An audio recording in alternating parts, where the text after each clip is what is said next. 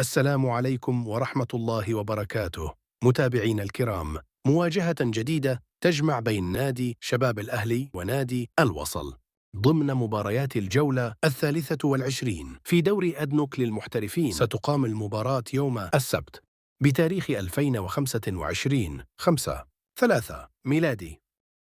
ستنطلق صافرة حكم المباراة 1:45 مساء بتوقيت المغرب وموريتانيا، 5:45 مساء بتوقيت الجزائر وتونس، 6:45 مساء بتوقيت مصر ليبيا والسودان، 7:45 مساء بتوقيت اليمن السعودية العراق سوريا فلسطين لبنان الأردن الكويت قطر البحرين، 8:45 مساء بتوقيت الإمارات وعمان. ستقام المباراة على ملعب.